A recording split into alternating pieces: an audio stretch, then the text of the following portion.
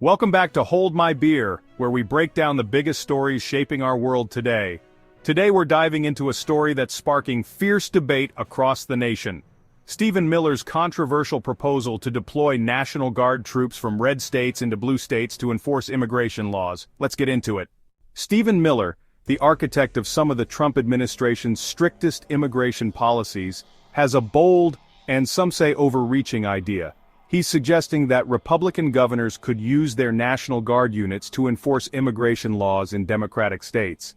This proposal has ignited a firestorm of legal, political, and logistical questions. So, what's the plan, and could it even work?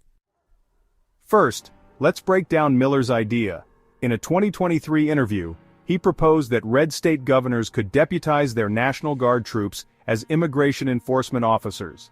These troops would then assist federal authorities, potentially operating in Democratic-controlled areas that Miller claims aren't doing enough to address immigration issues. The intent? Bypass resistance from blue state governments and ramp up enforcement in areas where federal policies face local opposition. It's a move that aligns with Miller's vision of tighter immigration controls, but it's not without its challenges. Number 1. State sovereignty. Deploying National Guard troops from one state to another could be seen as an overstep, infringing on the rights of blue states to govern themselves. Legal battles could erupt over whether such a move is constitutional. Number 2. The Posse Comitatus Act. This federal law limits the use of military forces in domestic law enforcement. Although there are exceptions when the National Guard is operating under state authority, using them as immigration enforcers in another state pushes legal boundaries. Number 3. Interstate cooperation. For this to work, red state governors would need agreements with blue state leaders or invoke federal emergency protocols. Given today's polarized political climate, that cooperation seems unlikely. And finally, number 4, public backlash. Such a move could alienate moderate voters and spark protests in affected communities. Immigration is already one of the most divisive issues in the country. This plan could make those divisions even deeper. So, why does Miller think this could work?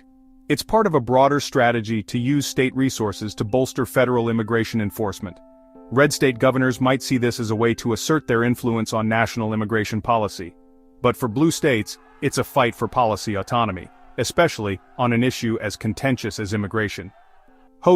Ultimately, whether this plan moves forward depends on two things: its legal feasibility and the willingness of red state governors to take such a bold and unprecedented step. But one thing is clear. This idea has sparked a critical conversation about federal authority, state rights, and the future of immigration policy in America. What do you think? Should red state governors deploy National Guard troops to enforce immigration laws in blue states, or is this a step too far?